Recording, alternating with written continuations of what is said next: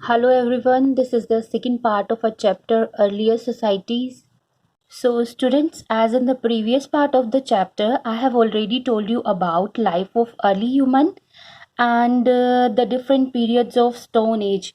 Like the Stone Age was also divided into three different periods, that is Paleolithic, Mesolithic and Neolithic. And today we are going to start with the first age of the first part of the Stone Age, that is called the Paleolithic or Old Stone Age. We will study about Old Stone Age. This is the longest Stone Age period. ये जो stone age का सबसे लंबा period था. In fact in this period cover almost 99% of the human history का 99% जो है यही जो पैलोलिथिक एज जो है वही कवर करता है. The word Palaeolithic comes from two Greek words. Palaeolithic जो है वो दो ग्रीक वर्ड से मिलकर बना हुआ है. Palaeo means old and lithic means stone. Palaeo जिसका मतलब है ओल्ड और लिथिक का मतलब होता है स्टोन, यानी कि ये पूरा जो है वो मिलकर बनाता है old stone. Okay. And life in palaeolithic period में ह्यूमंस की जो लाइफ थी वो कैसी थी? It was during this time that early human started living together and learn the art of speaking. ये वो टाइम था जब अर्ली ह्यूमन ने साथ रहना सीख लिया था और बोलने की जो कला थी, बोलने की जो आर्ट थी वो भी सीख ली थी.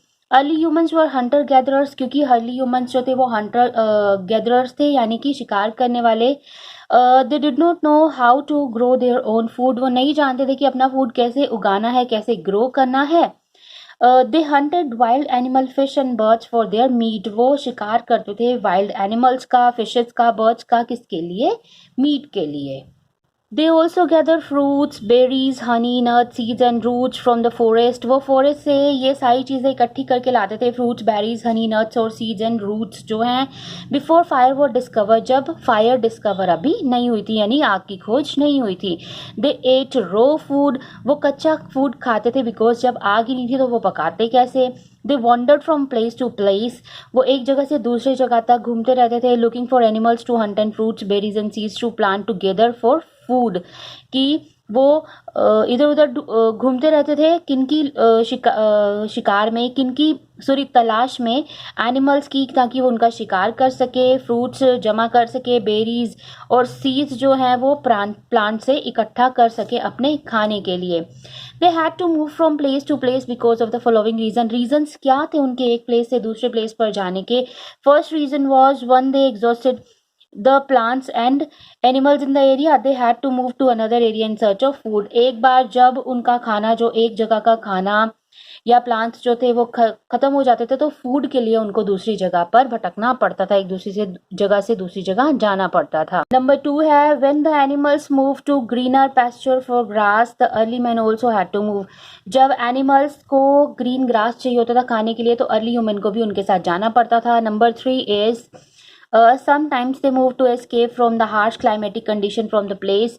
कई बार तो उनको जो क्लाइमेट की, जो जलवायु की हार्श कंडीशंस होती थी, या मतलब जैसे कई बार बहुत ज़्यादा ठंडी हो जाती है या कोई बहुत ज़्यादा गर्मी हो जाती है, तो इसलिए भी उन्हें अपनी जगह छोड़कर जाना पड़ता था.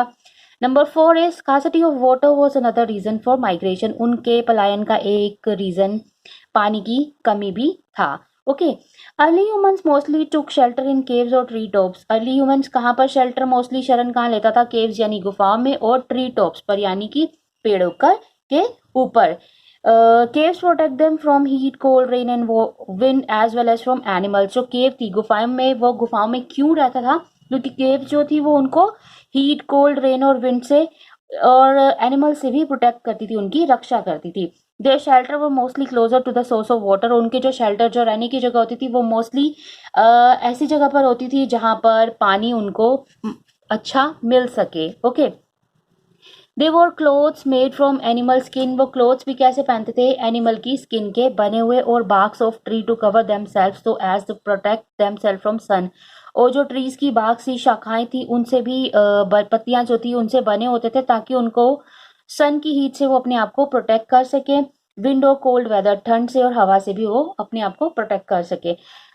Next topic are tools. Tools जो होते हैं, औजार होते हैं. तो अर्ली ह्यूमन कैसे औजार यूज करते थे? Life in jungle was not easy. Life जो थी जंगल में वो बिल्कुल भी ईजी नहीं थी. Early human had to use a variety of tools to hunt animals. Early human जो थे उसको बहुत सारे तरह के टूल्स जो थे वो इस्तेमाल करने पड़ते थे एनिमल्स को हंट करने के लिए, उनका शिकार करने के लिए, to protect themselves from animals, और अपने आप को एनिमल से बचाने के लिए, अपनी सुरक्षा के लिए, and to chop tree, cut meat, chop fruit and roots, और chop wood to be use for firewood. और ट्रीज को चॉप करने के लिए भी, मीट को कट करने के लिए भी, फ्रूट्स को चॉप करने के लिए, रूट्स को, जड़ों को काटने के लिए, और चॉप वुड को, लकड़ी को काटने के लिए भी, फायरवुड के लिए यानी जो आग जलानी होती थी उसके लिए भी, सब चीजों के लिए उसको वैरायटी ऑफ टूल्स की जरूरत होती थी। They made crude unpolished tool with stones, वो क्रूड बिना पॉलिश किए हुए, ठीक है, टूल्स बनाते थे विद स्टोन यानी पत्थर के, बोन्स एंड स्टिक्स हड्डियों के और स्टिक्स के, यानी कि जो उनको टहनियां वगैरह मिलती थी। Sometimes they attach stone a piece of wood और bone to use them as a spear, hammer और एरो। कई बार वो क्या करते थे, वुड या बोन जो थी हड्डी, उनके आगे क्या करते थे, पत्थर का एक टुकड़ा लगा देते थे, उसका फिर यूज करते थे वो स्पीयर, भाले की तरह, हैमर की तरह और एरो की तरह यानी तीर की तरह। Okay, the stone tools found in archaeological excavation are the most important clue for understanding the life of early human. जो आर्कियोलॉजिस्ट की जो खोज हुई उसमें जो टूल्स मिले हैं, स्टोन टूल्स मिले हैं, वो सबसे बड़ा, सबसे इंपॉर्टेंट क्लू है अंडरस्टैंड करने का कि अर्ली जो ह्यूमन थे उनकी लाइफ कैसी थी। Early man made tools and implement for survival from stones he found in the river beds. क्या होता था, अर्ली मैन जो थे वो टूल्स बनाते थे, जो रिवर के किनारे पर जो स्टोन मिलते थे ना, उन्हीं को यूज करके वो अपने सर्वाइवल के लिए टूल्स बनाते थे। The tools were mainly made of stones because, उनके टूल्स जो थे वो स्टोन से मेनली बने होते थे। वो क्यों बने होते थे, because stones was easily available. पहली बात तो स्टोन्स बहुत इजीली अवेल होते थे, वहां पे मिल जाते थे। इट वॉज हार्ड इनफ, वो कठोर होते थे, मतलब वो जल्दी से टूटते नहीं थे। It was possible to shape and sharpen it, और स्टोन्स को जल्दी से शेप देना और उनको शार्प करना मतलब बहुत जल्दी पॉसिबल था।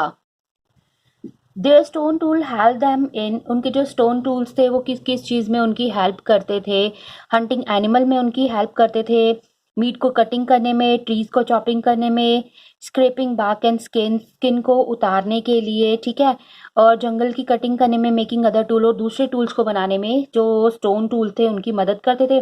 The stone tools use during the period were of two categories. जो स्टोन टूल्स थे उस पीरियड में यूज होते थे वो दो कैटेगरीज के थे। First one was core tool and second flake tools. Core tools कौन से टूल्स थे? Core tools were the tools use to hunting and digging such as hammer. Core tool वो टूल थे जो हंटिंग और डिगिंग के लिए, हंटिंग मीन्स शिकार के लिए, डिगिंग मीन्स किसी चीज की खुदाई के लिए यूज होते थे, सच एज हैमर्स हथौड़े, एक्स कुल्हाड़ी हेड, एक्स हेड सॉरी जो कुल्हाड़ी के हेड थे, एंड एरो हैड्स यानी कि तीर के जो सिर थे वो। Okay, these are the core tools. And then flake tools जो थे वो कौन से थे? In the middle Palaeolithic period the emphasis shift from the core tool to flake tool. Middle जो था पैलोलिथिक एज का, जो कोर टूल थे वो फ्लेक टूल में क्या हो गए? शिफ्ट हो गए, मतलब कोर टूल की जगह फ्लेक टूल्स ने ले ली। Like choppers, scrapers and cleavers. Choppers वो बहुत तीखे मतलब होने लगे, चॉप करने वाले, स्क्रेपर्स एंड क्लीवर्स हो गए, ठीक है। While making core tools from sharp pieces of stones और द फ्लेक्स ब्रोक ऑफ। क्या होता था, कोर टूल बनाने में कुछ शार्प पीस होते थे स्टोन के जो नीचे गिर जाते थे। These sharp pieces were use to make flake tools. और यही जो शार्प किनारे, जो शार्प पीसेस होते थे ना, यही फ्लेक टूल बनाने में इस्तेमाल होते थे। Flake tools were used as knives and scrapers to the skin animal. Flake tools जो थे वो चाकू की तरह, और क्या स्क्रैपर्स यानी एनिमल्स की स्किन जो उतारने के लिए यूज होता था ना, उसको हम फ्लेक टूल्स बोलते हैं। Okay, now our next topic is Paleolithic sites. Paleolithic sites क्या हैं? Archaeologists have discovered many places where remains of tools or material used by early human civilization have been found.